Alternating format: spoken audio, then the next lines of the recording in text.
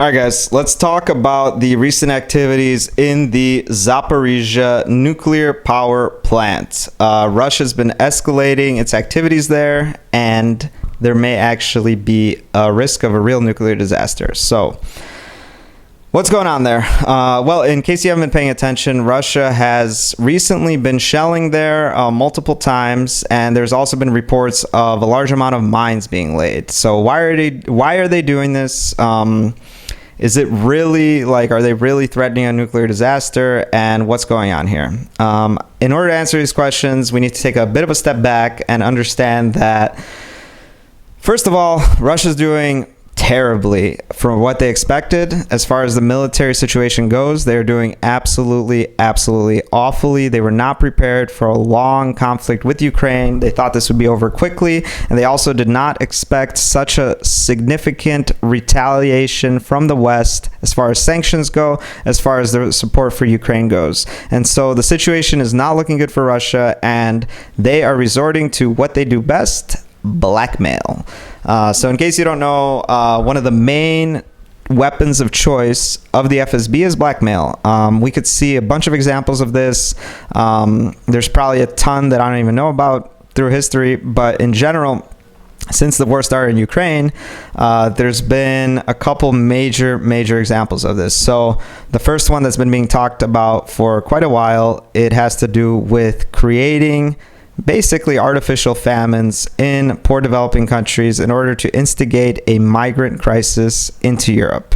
So the idea here is that Ukraine is unable to export its grain because of Russia's activity in the Black Sea, and so as a result, the countries that very significantly depend on Ukraine's grain to basically feed their poor people are not getting enough grain, and that means their prices go up. And remember, this affects the poorest people disproportionately, but this can lead to a huge crisis in the country. There could be massive famine, and then there would be consequently a huge migration crisis, a lot of which would go into Western countries. And so the worse the famine is, the larger the crisis. And so in Russia's interest, if they're using this as a weapon, then they're trying to instigate a really big famine. And based on my understanding, even though this grain deal was signed, this was more of a PR stunt by Russia.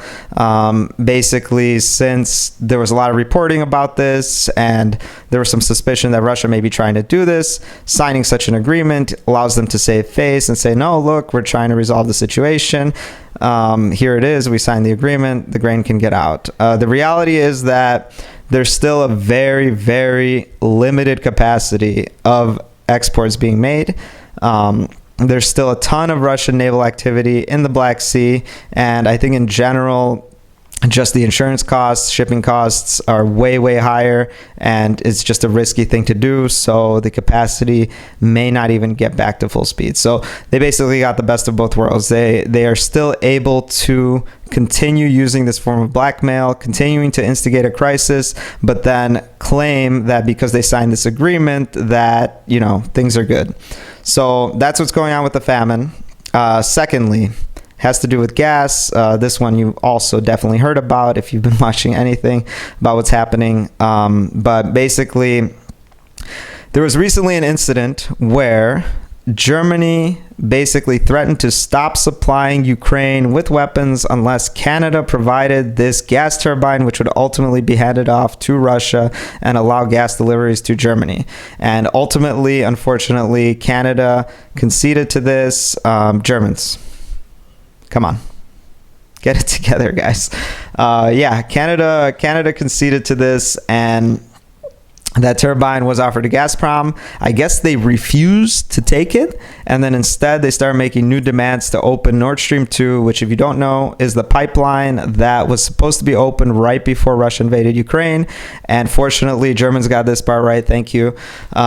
Germany stopped this project, and they refused to certify. So it's on pause for the moment, and Russia's trying to get it back reopened, and Germany is not allowing it to happen until this war stops. So That's good news. But in general, the risk is still there. There's a huge reliance on Russian gas in Europe, and there is a real threat that Europe does not have enough gas this winter. And so this form of blackmail is essentially threatening to freeze Europeans in the literal sense, but also, has a lot of economic implications. If there's not enough gas, it affects a lot of industries, a lot of production, and at the very least, the prices go up if there are other areas that can replace Russian gas.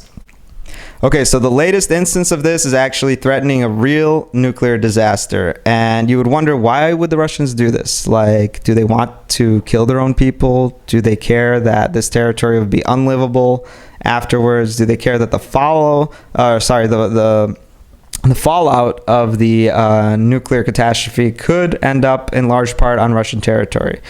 No, they don't care. I mean, we see by their actions that the cost of human lives, suffering, it is not part of the calculus. They have specific objectives. They want to control all of Ukraine, and they only want to control Ukraine so that they could threaten Europe onwards. So this is meant to be a stepping stone into their much, much larger ambitions of effectively controlling all of Europe, or at the very least having huge leverage over them and make much bigger demands that they are able to make otherwise.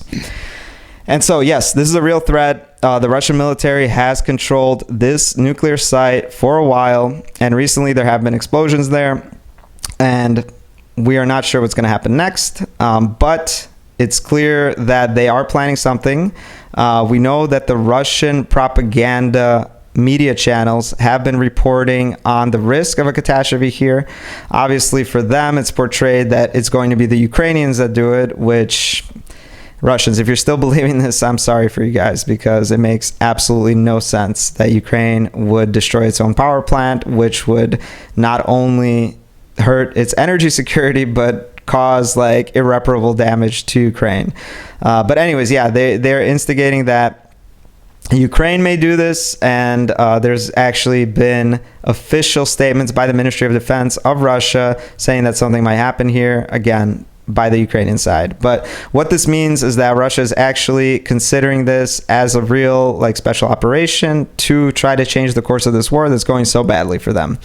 And the thing it allows is that obviously we all know that Russia has a bunch of nuclear weapons, and that's why Europe is scared of them. And to be honest, I think if they didn't have it, NATO would have militarily directly intervened a long time ago. But the nuclear weapon threat is what keeps NATO at bay.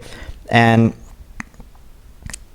the point here is that if Russia uses a real nuclear weapon, well, it may prove to be a miscalculation. Especially now, since they started the war, you could see that there was a huge miscalculation of what the reaction of the West would be. They did not expect such support for Ukraine. They did not expect the sanctions to be this severe. They did not expect so many weapons to be arriving and for them to have so many challenges militarily. So they are currently most likely not considering the actual use of a nuclear weapon because maybe NATO strikes them back. And then things blow out of proportion. And Putin himself has said that, and I tend to agree that no one would win a nuclear conflict. So that's kind of off the table. But given the current situation of things, given how bad they look for Russia, and given this, what they see as an opportunity, this could be a way to essentially use a nuclear weapon, but again, with the plausible deniability that they haven't done anything. And we already know they're going to blame it on the Ukrainian side. And can you really strike Russia with a nuclear weapon if they create a catastrophe at this nuclear power plant? Probably not. And so there's a real threat here. This is pretty serious. And it's not clear what's going to happen. So you just need to understand the Russian way of thinking and how this fits within their objectives. And in order to stop this, I think we need the Western countries, honestly, the whole world, to step in and to actually threaten Russia back, because the only thing these guys are afraid of is a response by the Western country. I mean, the same way that the West is afraid to fight Russia because of a nuclear threat, Russia's afraid to fight the West because they would get destroyed. So if they knew there would be such consequences for doing this, even though it's technically not a nuclear strike, then they may not do it. So we need a lot of pressure from the world right now. We need basically all the governments to step in and stop this from happening, because this looks very serious. Guys, thanks for watching. In general, please support Ukraine. The situation there is very dire. I know people are generally optimistic right now. To be honest, it's going a lot better than anyone expected, especially in the West, but I think even Ukrainians.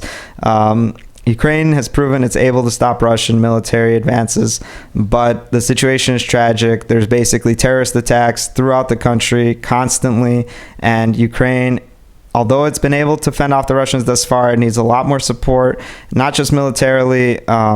Just there's so many crises happening at the same time, and so please don't forget, support Ukraine. Thank you.